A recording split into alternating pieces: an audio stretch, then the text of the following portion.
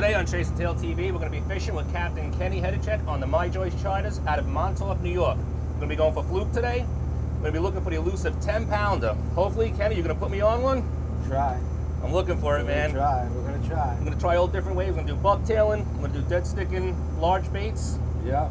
And some KO rigs I brought. Some KO rigs, some jigging. Jigging. A little bit of jigging there. What area are we going to be fishing today? We're going to fishing the south side of Montauk. Okay. Which is like what, like in relation to the lighthouse? Yeah, we're going to go west of the lighthouse. All right. About 3 miles. Fishing area up in there, between 60 and 70 feet of water. Okay. What's in that area? What is like a mussel bed or something? There's mussel beds, there's some rock beds, a lot of sandy areas, which the fish are on now because the water's cold. Yeah. They're not really on the hard stuff right now, they're on the soft stuff. And being that the water's cold, like how's the bite versus, you know, late in August when they're more aggressive? Well, I think the fish in August are more aggressive because they're right on the rocks. You know, they're chasing the stuff on the rocks, and now they're on the sand. And they're actually sluggish now. Yeah. They'll hit the bait, they'll hold the bait. You gotta wait. So let them eat it for a little, give it a few minutes with the cold water. You gotta let them eat it a little bit.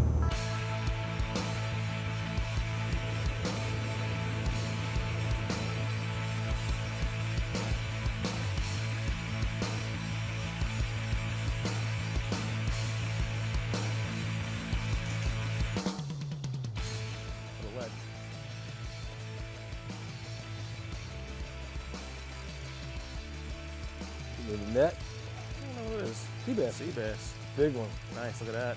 Wow. That's a pretty fish. That is a beautiful fish right there. Tough one to get out.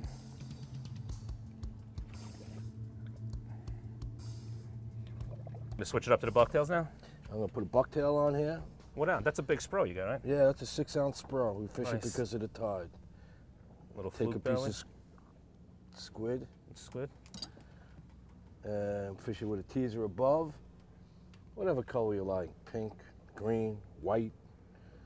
With a spearing on there. And you like this glow bead on there too? I keep the glow bead on there from it keeps the feather from going all the way up the line. I got you. Yeah. To the knot, and it keeps it from tangling. Really, that's what it does. How you been doing with the bucktails? You getting them on the bucktails pretty good? We're catching a few on the bucktails, but it's still a little cold. Yeah. You know, the hits are more subtle. Right. You know, but I caught a couple the other day on the bucktails, a couple of 5-pounders. That's perfect, man. But it's a lot of jigging, you know. Yeah, yeah. But see what happens.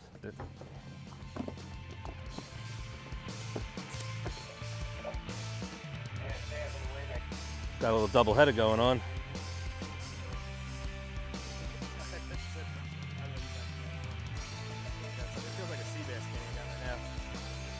What did you get? There's a fluke. No, I got a fluke here. On the top hook. Nice. Keep it? Nah. Short. That wood. Probably 19 inches. Well, that's a nice one. It is a nice one. Got the other line on it. Back up. Back up. You want me to lift it or you want to net it? To me. Nice fish, another keeper. A nice one right there. That's a nice one. Yeah. Yeah, that's a Probably nice about one. 20-something inches. Yep. There you go. There's one. There you go. That's a nice one. There you go. That's got a little. Yeah, there's a good one. A little bit of shoulder. That one's pulling drag. That one. That one's going in the opposite direction. Yeah, that's a nice one right there. Hope it's not another one of those doggies. This sucker's pulling drag and everything. Double header. Yeah, you got one too? No. No. You might need the net on that one. This one definitely got some weight to it. Let's see what it is. Kenny, you know, on a normal day, like, how is it out here? You basically gonna do the jigging? You want to do the bait? Well, what are we looking to do depends usually? on the customers, you know. If I have a lot of customers with talent, they want to jig, I let them jig, you know. A lot of guys like to fish with the sinkers and the long leaders. Oh my God! Look at the size of that biscuit. Oh my God! That is a big boy. Look at that wow. biscuit. Wow! That's incredible. That's a 5-pound biscuit. That is beautiful.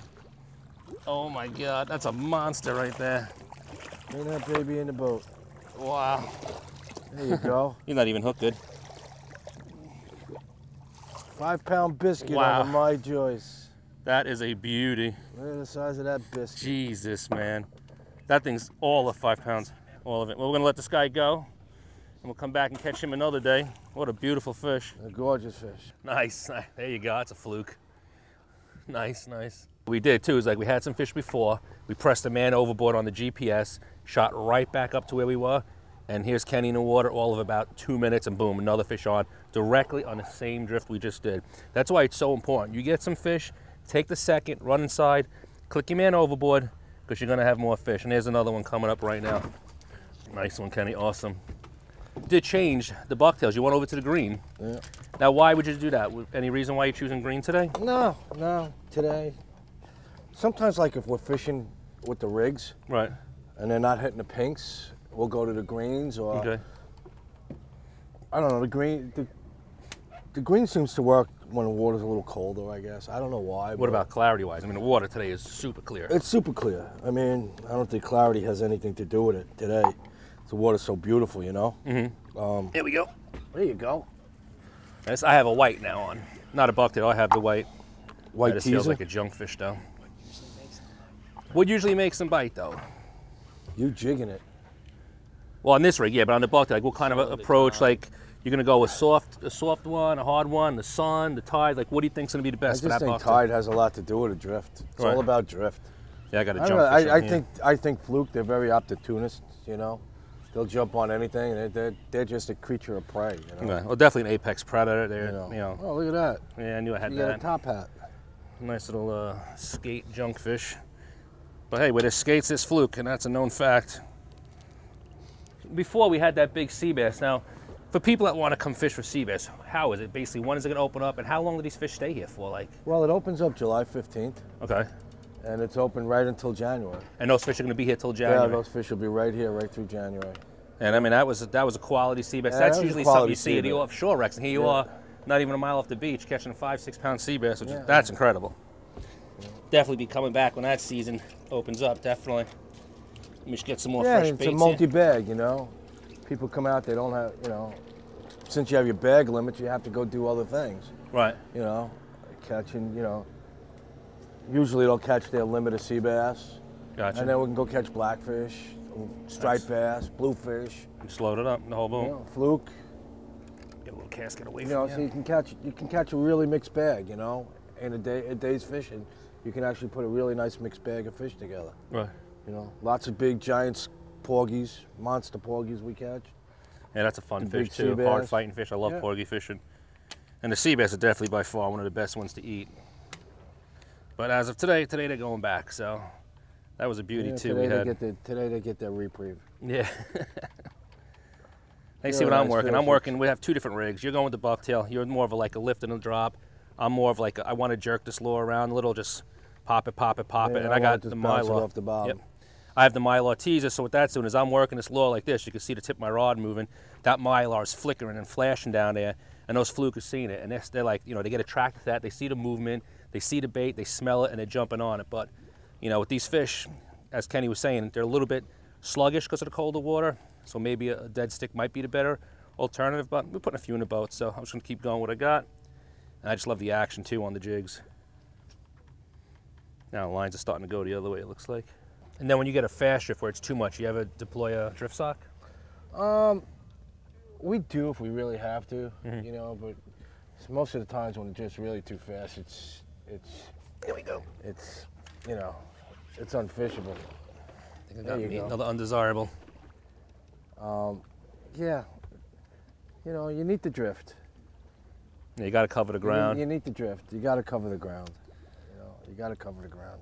And before we do, you know, like if there's no drift, then you could always go to the power drift. And what that is basically just bumping the gear in and out, little by little, bumping the boat in and out. In and out. Don't leave it in because then your weights aren't going to stay on the bottom. No. Just a quick little bump, pop it, bump, take it out, and I'll give you a little power drift, and you can put some fish in the boat. There's a fish right there. There's one. That looks pretty nice right there. I think that's an undesirable. Undesirable again. Now, these weren't here last week, huh? Ooh, maybe not. I'll get you a net just in case. No. It's either a big biscuit or the real deal. Let me get a net for you then. That's a nice fish there. Probably about a 4-pound fish, you figure? Yeah, 4 pounds. Pretty spots on that fish. Look at the spotting on that one. It's pretty. See how they camouflage themselves? Yep. They camouflage themselves right into the sand. Right into the sand. Or when they're on the wrecks in the dark, they'll make themselves darker on a hard bottom. So you're saying those spots will change? They're not always on the fish like that. They'll change all the time. Well, they'll become lighter or darker. Sometimes they're lighter or darker. Kenny, a lot of times you hear people talking, they talk about the drop back. So basically what you're doing with the drop back, you're getting your hit, and you're just dropping the tip down, or you letting line out? Basically what I do is when I'm fluking, especially when I'm fluking, I'll feel the bite, and I fish with my hand on the spool, and I'll drop back and give them a little line. So you're fishing free spool then? A lot of times I do, especially with the jig. You know, you feel the bite, and a lot of times you want to jig your rod. You want your rod to be high, so when you drop back, you can drop the tip down. Gotcha. Now, yep. Give them the line. You can drop the tip down like that, you know, because if you're too close to the water, nothing to give them. There's nothing to give them. Yeah. You know, so you want the tip to be a little bit higher, you know, and then drop back, and most of the times let them inhale it. Let them inhale it, you know, and you'll hook them most of the time. You miss. Yeah, absolutely. Especially with these KO rigs I've been using today. Yeah. You know, it's the same thing. Short it's a short little thing, a little piece of bait. You know, drop out, hopefully get that hook in their mouth, and you lift up to there. If not, you know, a lot of times you feel that the bait get pulled right out of their mouth. You know, it's a common thing, it happens. Rigs work though, that's for sure. You guys, you know, everybody hears me talk about the KO rig. This is basically a KO rig, and what it is, this is a triple. You can get them in doubles, and it's just like a high-low rig, little mylar rivet, these are called, some bait. This one happens to have a pink squid. And basically it's a jig rig, and all you do is when this is on the bottom, you just keep bouncing it, dancing these baits. You could pick these rigs up, you know, my friend Kevin makes them. We'll give you his cell number if you like it. And you can pick these up, like I say, double, triple, single, however you want it. And that's the KO rig that we keep talking about. Okay.